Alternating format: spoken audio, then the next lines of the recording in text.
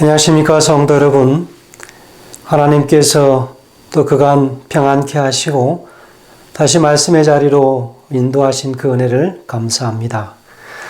오늘은 하나님의 말씀 예레미야서 21장 8절에 있는 말씀을 통하여 어떤 길을 가고 있는가라는 제목으로 함께 말씀의 은혜를 나누겠습니다. 본문 봉독하겠습니다. 여호와께서 가라사대 너는 또 이 백성에게 여호와께서 이같이 말씀하신다 하라. 보라, 내가 너희 앞에 생명의 길과 사망의 길을 두었노니. 오늘 우리 하나님께서는 당신의 백성들을 향하여, 특별히 예레미야 선지자를 향하여 이야기하기를 너희 앞에 생명의 길과 사망의 길을 두었다라고 이야기하고 있습니다. 오늘 본문의 말씀은 BC 588년경으로 추정합니다. 예레미야 선지자의 9번째 예언입니다. 하나님의 심판의 도구로 쓰이는 적군 바벨론과 절망적인 선택을 해야만 하는 유다 백성들 앞에 놓인 선택에 관하여 말씀을 하고 있습니다. 예루살렘은 지금 바벨론에게 포위를 당해 있습니다. 바로 지금 이 상황은 예레미야의 중재로 인하여 하나님이 바벨론 군대를 물리쳐 주시기를 원하고 있는 것이지요.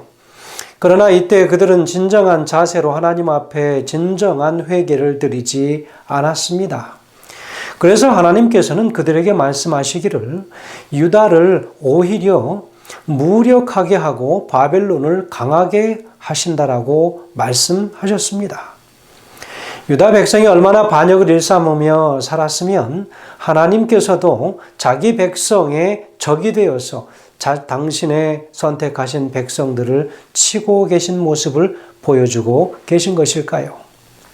지금 유다는 하나님의 응징하심을 피할 길이 없게 되었습니다. 그들은 스스로 하나님의 심판을 자초했기 때문이었습니다. 유다 왕 시드기야는 전쟁과 기근과 질병으로부터 살아남은 신하와 백성들과 함께 느부갓네살에게 사로잡히게 된 것입니다. 그래서 오늘 본문은 바로 8절에서 두 길을 이야기하면서 비유적으로 보여주고 있습니다. 신명기 30장 15절과 19절의 말씀을 인용하여서 이야기하고 있는 것을 볼 수 있습니다. 신명기 30장 15절과 19절에서는 이렇게 기록하고 있습니다.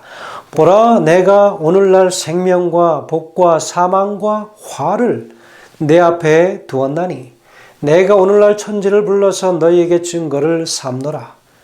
내가 생명과 사망과 복과 저주를 내 앞에 두었은즉 너와 내 자손이 살기 위하여 생명을 택하고 라고 이야기하고 있습니다. 여러분, 오늘 우리가 이 말씀 속에서 분명히 우리가 깨달아야 할 것은 생명의 길은 하나님의 말씀에 순종하는 삶이고 사망의 길은 하나님을 등지고 거짓을 따르는 삶을 상징적으로 보여주고 있는 말씀이라고 하는 것을 여러분 기억하시면 감사하겠습니다. 하나님께서는 에덴 동산을 창설하시고 같은 장소에 생명과 나무와 그리고 선악과 나무를 두셨습니다. 창세기 2장 9절에서는 이렇게 기록하고 있습니다.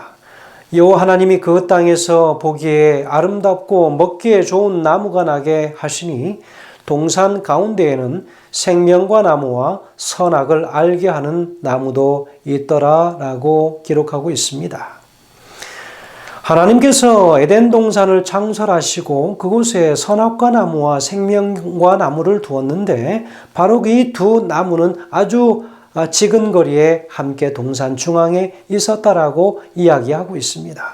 아담과 하와는 생명나무를 영원한 생명을 주는 나무라고 믿었습니다. 마르틴 루터는 이 나무는 사람을 늘 건강하고 젊게 해주는 나무다라고 그렇게 표현했습니다.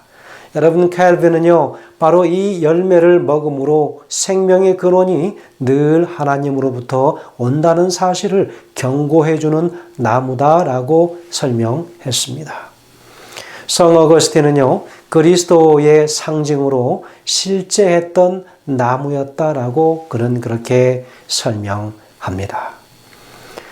여러분, 재림교회의 입장에서 YFV는 뭐라고 기록하냐면 부조와 선지자 46페이지에 생명나무의 열매는 금과 은의 사과같이 보였으며 생명을 영속시키는 능력을 가지고 있었다라고 이야기했습니다. 선악을 알게 하는 나무는 지혜를 주는 나무라고 보았습니다. 하나님의 선하신 뜻으로 사람을 시험하여 선을 지키게 하시려고 하는 시련의 나무로 해석하기도 했습니다. 선과 악을 도덕적으로 옳고 그른 것을 나타내는 것으로 보기도 하지만 선악을 아는 지식은 하나님의 특권이지 인간의 소유가 아니라고 하는 사실입니다. 인간이 추구하는 도덕적 결단은 타락한 인간이 피조물인 자신의 위치를 잊어버리고 도덕적인 판단과 선택의 자유를 완전히 독점하려는 행위인 것입니다. 그러므로 선악을 알려는 것은 인간이 하나님의 존귀함에 대드는 최초의 죄악이었고 교만에서 비롯된 반역이었다고 볼 수 있는 것입니다. 바로 이 죄악이 금단의 열매를 따먹는 상징을 통해서 하나님의 명령을 거역하는 행위로 표현된 것입니다. 이 죄악이 금단의 열매를 따먹는 상징을 통해서 하나님의 명령을 거역하는 행위로 표현된 것입니다. 부조와 선지자 48페이지에는 이렇게 기록합니다. 동산 중앙의 생명나무 곁에 있었던 선악을 알게 하는 나무는 우리의 첫 조상의 순종과 믿음과 사랑을 시험하게 될 것이었다. 다른 모든 나무의 실과는 마음대로 먹도록 허락되었지만 이 나무의 실과를 맛보는 것은 금지되었다라고 기록하고 있습니다. 판단하시는 분은 오직 하나님이시고 인간은 스스로 비판해서는 안 된다고 가르치신 것은 선악을 인간의 기준에 따라 판단하는 것이 죄이고 곧 죽음이기 때문이라고 하는 것을 이야기하고 있습니다. 그래서 창세기 2장 17절에서는 선악을 알게 하는 나무의 실과는 먹지 말라. 내가 먹는 날에는 정녕 죽으리라 하시니라. 그렇게 기록하고 있습니다. 여러분, 어떤 길을 갈 것인가? 라고 하는 질문을 우리 각자 자신에게 묻는 일은 중요한 것입니다. 그리고 오늘 내가 어떤 길을 가고 있는가? 라는 것을 묻는 일 또한 더더욱 중요한 일입니다. 사람의 육신의 눈으로 보기에는 썩 괜찮은 길처럼 보일지라도 그 길이 바른 길이 아닐 수 있기 때문입니다. 여러분, 분명히 사망의 길이 있다는 것입니다. 따라서 우리는 어떤 길을 갈 때에 그 길이 어떤 길인지 분별해야 합니다. 따라서 우리는 길을 갈 때 분명히 그 길이 어떤 길인지를 분별해야 할 것입니다. 생명의 길인가 아니면 사망의 길인가를 분별해야 할 것입니다. 신명기 30장 15절에서 하나님은 모세를 통해서 말씀하십니다. 보라, 내가 오늘 생명과 복과 사망과 화를 내 앞에 두나니 라고 이야기하십니다. 생명과 복의 길이 있는가 하면 사망과 화의 길이 있다라고 분명히 선언해 주셨습니다. 이어서 계속해서 16절에서는 이야기하지요. 곧 내가 오늘 내게 명하여 내 하나님 여호와를 사랑하고 그 모든 길로 행하며 그 명령과 규례와 법도를 지키라 하는 것이라. 그리하면 내가 생존하며 번성할 것이요 또 내 하나님 여호와께서 내가 가서 차지할 땅에서 내게 복을 주실 것임이니라 라고 말씀하십니다. 여러분, 그렇다면 오늘 우리는 성경을 통하여 그 복과 저주의 그 두 갈림길에서 선택한 바로 그 사람들의 예를 살펴보면서 오늘 우리에게 맞는 가장 합당한 올바른 선택이 무엇인지를 다시 한번 생각하는 시간을 갖도록 하겠습니다. 첫 번째는 아브라함과 롯이 선택한 길이었습니다. 아브라함과 롯이 선택한 길은 매우 차이가 있었습니다. 아브라함은 생명의 길을 택했고 그는 축복의 인생을 살게 되었습니다. 반면에 롯이 선택한 길은 눈에 보이기에는 멋진 길이었습니다. 창세기 13장 10절에는 이렇게 기록합니다. 이에 롯이 눈을 들어 요단 지역을 바라본즉 소알까지 온 땅에 물이 넉넉하니 여호와께서 소돔과 고모라를 멸하시기 전이었으므로 여호와의 동산 같고 애굽 땅과 같았더라라고 기록하고 있습니다. 롯은 자신이 본 그대로 선택하여 소돔 땅을 향해 걸어갔습니다. 그 결과는 우리 모두가 다 잘 알고 있지 않습니까? 잠언 28장 18절에는 기록하기를 성실하게 행하는 자는 구원을 받을 것이나 굽은 길로 행하는 자는 곧 넘어지리라 라고 이야기합니다. 여러분, 바로 이 말씀은 롯은 굽은 길을 선택했고 결국은 넘어지고 만 것이지요. 소알 땅을 선택해서 그 넓은 들의 물과 모든 푸르른 목초들을 확인하면서 그 길을 선택하게 되었습니다. 욕심껏 자기 길을 선택하여 간 것이지요. 그러나 그는 그 다음날 다시 텐트를 칠 때는 항상 소돔성과 더 가까워지는 곳을 향하여 텐트를 치게 되는 것입니다. 자신이 몰랐을까요? 어쩌면 자신이 몰랐지만 사람의 생각에 더 좋은 곳으로 마음이 계속 향하여 갔는지도 모르겠습니다. 그 다음날 텐트를 쳐보니 더 소돔성에 가까워졌고 끝내는 그의 인생은 소돔으로 골인하게 되었습니다. 여러분 어떠했습니까? 그곳에서 자녀들을 양육하였지만 그런 옳은 선택이 되지 못했다고 하는 것을 후에 하늘에서 유황불이 떨어질 때 그의 두 딸과 아내를 데리고 산으로 도망할 때 나타났던 그 결과들을 보면 알 수 있지 않습니까? 그 아내는 소금 기둥이 되었습니다. 자신이 두고 온 집과 모든 금은보화를 생각하며 뒤를 돌아보았을 때 그는 소금 기둥이 되고 말았습니다. 그리고 두 딸들은 동굴에 들어가서 아비에게 술을 먹이고 차례로 큰딸과 작은딸이 차례로 아비와 동침함으로 아들들을 얻게 되었지만 그러나 하나님의 백성인 이스라엘을 끝까지 공격하는 그 이웃 나라, 죄의 상징적인 나라로 전락하고 말았다고 하는 것, 그것은 하나님의 뜻대로 선택하지 않은 선택이 얼마나 잘못된 선택이었는지를 보게 되는 것입니다. 두 번째는 요나의 선택한 길이었습니다. 요나가 처음 선택한 것은 사망의 길이었습니다. 본래 느느웨 성으로 가서 하나님의 심판의 메시지를 전하는 명령을 받았음에도 요나는 다른 길을 선택하여 간 것이었습니다. 요나서 1장 3절에는 이렇게 기록합니다. 그러나 요나가 하나님의 얼굴을 피하려고 일어나 다시스로 도망하려 하여 욥바로 내려갔더니 마침 다시스로 가는 배를 만난지라 라고 했습니다. 여러분, 다시스로 가는 배를 우연히 만났을까 하는 것입니다. 그는 다시스로 가는 배에 대하여 알아보았을 것이고 그 시간에 내려가서 다시스로 가는 배를 올라타게 된 것이겠죠. 여러분, 그 결과 요나는 바다에 던짐을 그가 당합니다. 요나서 1장 15절에는 이렇게 기록합니다. 요나를 들어 바다에 던짐에 바다가 뛰노는 것이 곧 그친지라 라고 이야기합니다. 사명의 길을 버리고 떠난 요나에게 주어진 것은 사망이었습니다. 그 후에 하나님의 은혜로 제2의 인생을 얻은 요나는 결국 니느웨로 향하여 가게 되는 것입니다. 잠언서에는 우리는 사망의 길과 생명의 길을 찾게 된다라고 이야기하고 있습니다. 여호와를 경외하는 아들이 선택한 길은 결국 머리에 아름다운 관을 쓰고 목에 금사슬을 매게 된다라고 이야기합니다. 반면에 사망의 길을 택한 아들은 악한 자들의 길을 따라가다가 수월같이 무덤에 내려가는 자가 된다라고 잠언 1장 7절에서 12절까지는 그렇게 분명하게 기록하고 있습니다. 여러분, 잠언은 사망의 길을 선택하려고 하는 사람들에게 분명한 경고를 주고 있습니다. 잠언 1장 19절에는 이렇게 이야기하지요.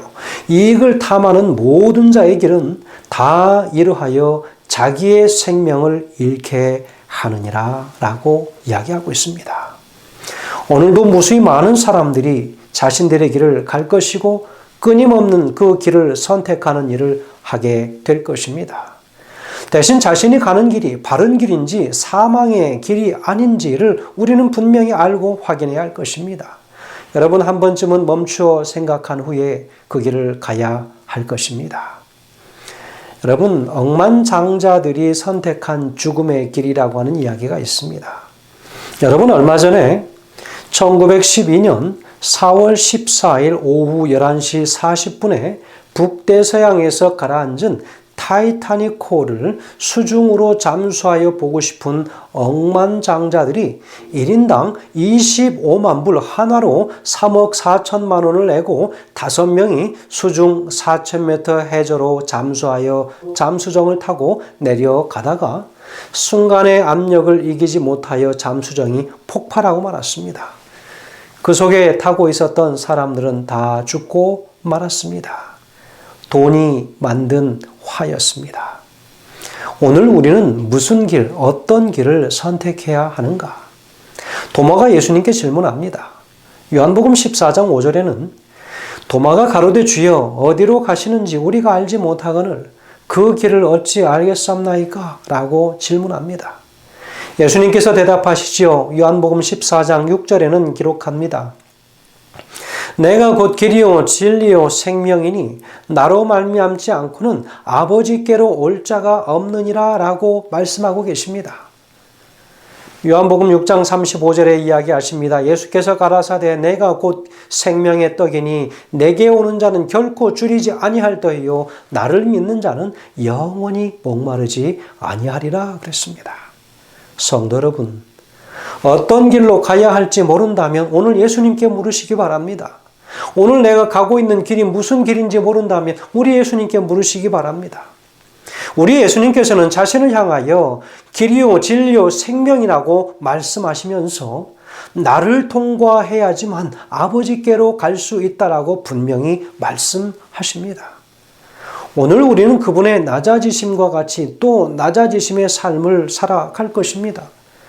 우리는 예수님이 우리의 삶의 모본이시요 샘플이심을 우리가 알고 살아가고 있기 때문에 분명히 그분께서는 당신을 향하여 길이요 진리요 생명이라고 말씀하셨기 때문에 우리는 그 길이요 진리요 생명이신 그 예수께 가야 하는 것입니다. 그분을 통하여서는 도무지 우리는 아버지께로 갈 수 있는 존재들이 없다라고 하는 사실을 여러분 기억하시길 바랍니다.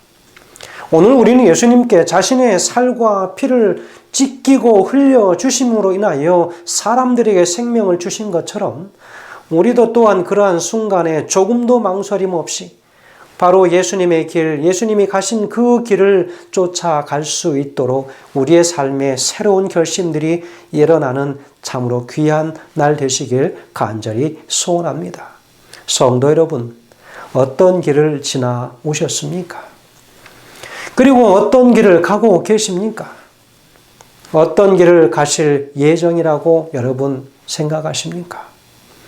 오늘 우리는 하나님의 백성들로서 길이요 진리요 생명이신 영원히 목마르지 아니할 그 생명의 생수를 우리에게 주실 바로 그 예수 그리스도께서 가신 그 십자가의 길, 그 길을 향하여 오늘도 함께 동행하시는 우리 모두가 되시길 간절히 소원하면서 말씀을 드립니다. 감사합니다. 기도하겠습니다.